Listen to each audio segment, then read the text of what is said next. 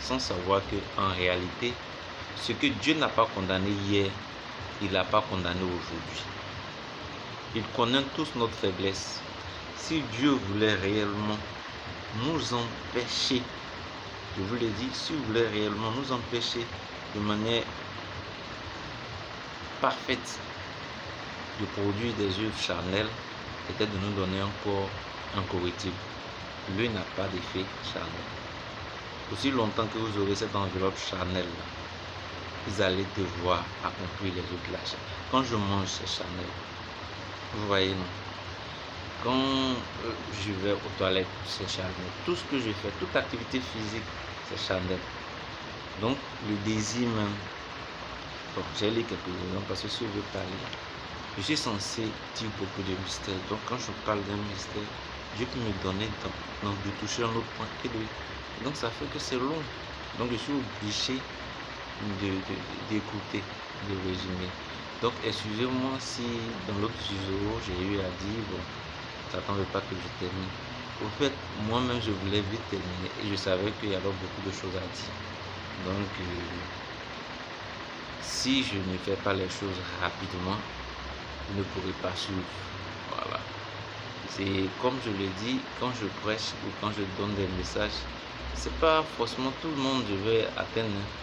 Ce sont les élus pour lesquels je suis là. Voilà. Parce que quand Dieu parle, sur la terre, il y a des semences. Il y a deux types de semences selon Jésus. Il y a des enfants qui sont issus du malin et puis il y a des enfants qui sont issus de Dieu, qui sont un peu une race de Dieu.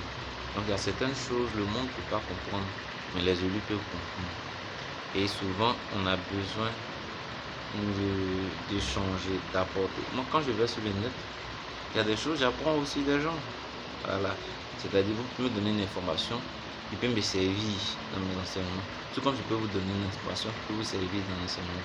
Donc, je tiens à remercier particulièrement celui qui a eu l'idée de créer YouTube, parce que c'est un moyen sûr qui va nous permettre un peu d'être écoutés dans le monde. S'il n'avait pas créé ça, je m'imagine vraiment mal en train de faire des voyages dans le pays. Je sais qu'il va arriver un temps où ceux-là, parce que je sais qu'il y a des élus qui sont vachement riches, qui ne sont pas pauvres comme moi, qui sont vachement riches, sont des milliardaires.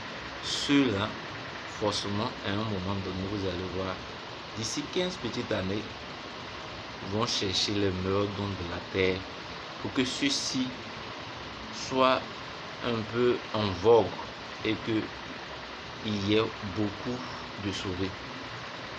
Parce que le problème que vous ne savez pas, si Dieu là, il a sa façon de faire les choses. Il n'aime pas qu'on lui impose les choses. C'est lui qui aime dire ce qu'il faut faire. Or, l'homme veut dire à Dieu comment faire. Vous voyez un peu. Et quand il a frappé Uza, il s'appelle Uza, si je ne me trompe pas, c'est un monsieur, l'âge de l'alliance est en train de tourner. Et lui, comme il voit que l'âge va tomber, or, dans l'Ancien Testament, ce sont les Lévites qui ont droit à toucher l'âge. Donc, lui veut aider pour ne pas que l'âge tombe. Donc, en voulant, il avait été animé de bonne volonté, de bonne intention. Mais pour le sacerdoce, il n'était pas la personne idéale. Comme Dieu l'a pas invité au sacerdoce lévitique qu'il est parti, si maître ça a énervé Dieu l'a frappé et Dieu l'a tué. Je ne veux pas dire qu'il sera en enfer, mais je dis quand Dieu t'a pas mandaté à quelque chose et que toi tu veux forcer les choses ou bien tu veux te montrer plus prédicateur que les vrais oins, tu auras ta récompense. Usa a eu sa récompense, toi aussi tu peux avoir ta récompense. Comme je l'ai dit, moi j'aime pas trop venir parler sur le net, mais c'est une vision qui m'autorise à faire ça et je suis venu ici. Vous savez, quand tu es sur la terre, il y a une double dimension, il y a une dimension humaine et puis il y a une dimension spirituelle. Et les dimensions spirituelles là, quand vous les avez, quand Dieu a mis un dépôt, il veut que tu fasses part de ce dépôt à bon nombre, parce que le peuple périt faute de connaissance. Raison pour laquelle il a suscité des gens comme nous, des pécheurs justifiés. Que je répète, pécheurs justifiés, parce que je suis un pécheur. Il y a des gens qui sont trop saints. Si vous pensez que vous êtes trop saints, faites voir la gloire de Dieu, qui fait que tout ce que vous demandez, il a accompli. Faites voir ça.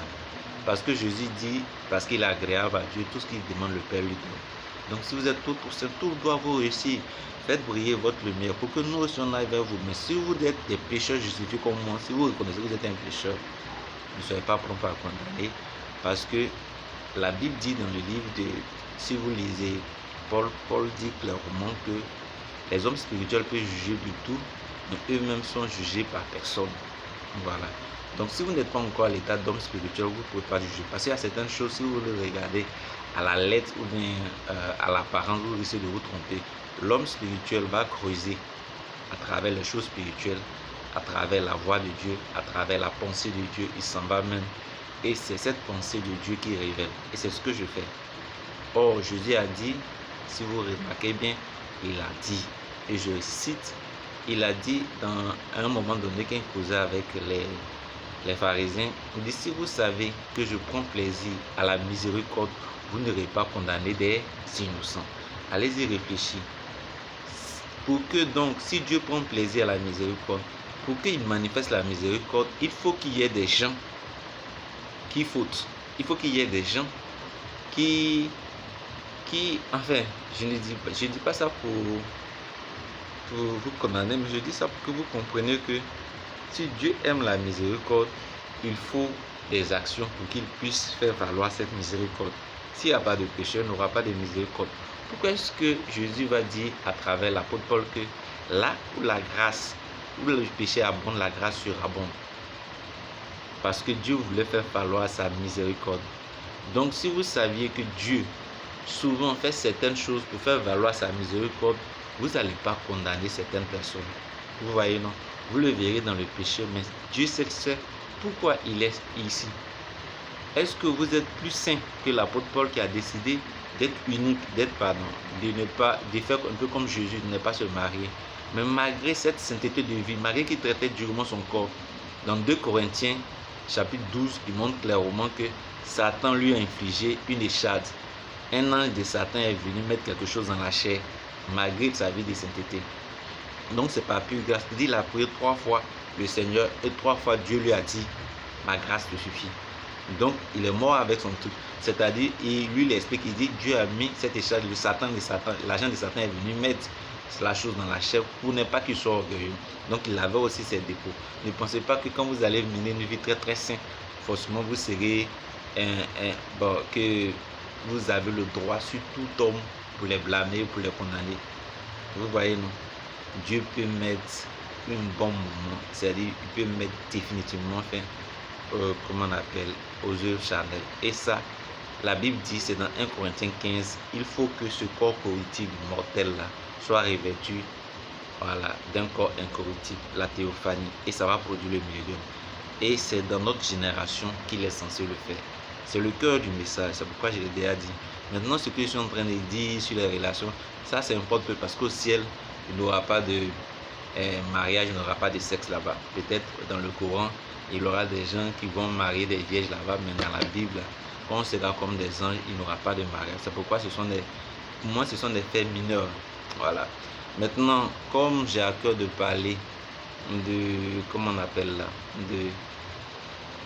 de l'adultère, je vais lire quelques passages rapidement. Si vous lisez Matthieu, vous pouvez lire à la maison. Si vous lisez Matthieu 5, verset 28, verset 27 à 28, Jésus dit, il a été écrit que celui, j'aimerais bien lire sur cette citation, je n'ai pas le temps, déjà 10 minutes. Ok, est-ce que j'ai le temps? Tout cela sera utile. Si le temps ne suffit pas, je serai obligé de faire une autre vidéo pour donc terminer ce que je voulais dire. Donc, sans plus tarder, Matthieu 5, verset 27. 5, verset 27 à 28. La Bible dit, vous avez appris qu'il a été dit, tu ne commettras point d'adultère. Verset 28, mais moi je vous dis que quiconque regarde une femme pour la convoiter a déjà commis un adultère. Si vous remarquez bien dans ce passage, on n'a pas dit quiconque regarde une femme mariée, on dit une femme tout court. Qu'est-ce que Dieu voulait dire? Vous voyez, non? De manière simple, pour tous ceux qui sont intelligents, Dieu voulait dire l'intention vaut l'acte. Or, quand il dit quiconque regarde une femme pour la convoiter. C'est-à-dire que c'est dans la pensée que c'est fait. Maintenant, je vais vous poser une question. Quand vous désirez, si à vous désirez, vous voulez avoir peut-être une femme, vous voulez marier une femme, c'est parce que vous avez des désirs que vous voulez satisfaire. Mariage, ça ne signifie pas que vous allez prendre la femme pour qu'elle soit ornement. Ça sous-entend que vous avez l'intention de coucher avec elle, de faire des enfants. Tout ça là, ce sont des choses charnelles. Donc vous voulez satisfaire vos côtés charnels. Si vous lisez bien 1 Corinthiens 15, l'apôtre Paul dit que ceux qui sont mariés, il dit ceux qui sont mariés ont des tribulations. Tu vois, donc selon la chair, il veut les épargner. Donc il préfère que celui qui veut rester seul sans femme, tant mieux. Si tu veux être veuve sans te marier, tant mieux. Si tu veux ne pas te marier, tu ne pêches pas. Si tu te maries aussi, c'est pas aussi un péché. Donc plus loin il dit, celui qui se marie fait bien, celui qui ne se marie pas non plus. Bon, je paraphrase, c'est pas un péché aussi. Et j'ai déjà lu ça dans les autres, si vous lisez bien les 2 vidéos passées. Maintenant, si celui qui désire se marier sous-entend coucher avec la personne, et étant donné que nous sommes des hommes, nous avons des désirs charnels, cela veut dire que tu ne dois jamais, il ne doit jamais t'arriver de penser avoir des relations sexuelles. Or, c'est chose impossible à quelqu'un dont le sexe fonctionne. Si tu es un eunuque, c'est normal, tu n'auras pas ce désir charnel de vouloir coucher un homme et de vouloir faire des rapports sexuels. Mais si tu n'es pas un eunuque physique ou un eunuque spirituel à qui peut-être Dieu a dit, bon, toi, je te veux uniquement pour les choses du Seigneur, alors Dieu s'arrangera pour que ce désir peut-être de sortir avec les femmes ne puisse même pas se produire. Vous voyez, non? Il a même. Maintenant, si ça se produit, tu vas lutter, tu vas demander pardon. Donc, les péchés en pensée, là, on ne va pas cesser de l'avoir parce que ce désir, la chair, là, continue de manifester ses œuvres. Quand vous nourrissez quelque chose que la chose vit, la chose manifeste son désir. La Bible dit le désir de l'esprit est contraire au désir de la chair. Donc, on a enveloppé de quelque chose qui, par sa vie, aime bien le goût, les choses du monde, aime bien les choses charnelles, parce qu'il le conçu ainsi. Et pour y mettre fin, il faut la théophanie, le corps incorruptible. Aussi longtemps qu'on n'a pas de corps corruptible, vous ne pouvez pas empêcher la chair d'avoir des désirs charnels. C'est impossible. Donc, une manière de Jésus de dire à ces personnes-là, si vous ne prenez pas la grâce, c'est moi qui paraphrase pour que vous puissiez comprendre, si vous n'acceptez pas la grâce de Dieu, vous êtes déçus. Vous voyez, non? La loi est venue d'abord dans la loi, vous êtes sauvés par vous-même, mais voilà, je vous présente la grâce. Donc, ne vous confiez pas dans la chair, dans les œuvres charnelles, parce que il savait très bien que ces personnes aiment les choses de la chair. Donc, pour résumer, Jésus l'a dit, pour dire que l'intention vaut l'acte. Et combien de fois l'intention n'a pas prévalu quand quelqu'un est en train de vous énerver, quand quelqu'un est en train de faire des choses horribles, quand vous avez désiré avoir la mort de vos ennemis. Combien de fois vous n'avez pas eu la... Parce qu'il y a des passages qui disent malheur à celui qui dit, bon, et qui dit ne dis pas à ton frère insensé. Bon, ça, ce sont des frères spirituels. Mais en dehors, il ne vous est pas arrivé d'avoir même eu le désir vous n'avez jamais eu l'intention de vouloir la mort de vos ennemis. Vous n'avez jamais eu l'intention de vouloir faire du mal à votre prochain, peut-être qu'il est en train de frapper quelqu'un que vous aimez. Vous voyez, alors que Dieu dit que à lui la vengeance, à lui la rétribution. Donc si on veut regarder aux œuvres charnelles, on serait tous condamnables. C'est pourquoi l'apôtre Paul dit, celui qui veut se confier en la loi, il est obligé de pratiquer toute la loi. Parce que le jour qu'il ment, c'est comme s'il a commis toutes les autres fautes. Donc, si l'intention vaut là, tout le monde est condamnable, ce qui fait que chacun doit donc se rabattre sur la grâce de Dieu pour sauver. Et voilà pourquoi Dieu a créé des ponts de grâce pour que nous puissions bénéficier de sa miséricorde si on pêche. Voilà. Donc, ici, Jésus l'a dit pour ne pas que nous puissions, voilà, pour que nous sachions que sans lui, on ne peut pas être sauvé. Je parlerai de la suite la prochaine fois. Merci pour votre aimable attention. Donc, à la prochaine vidéo.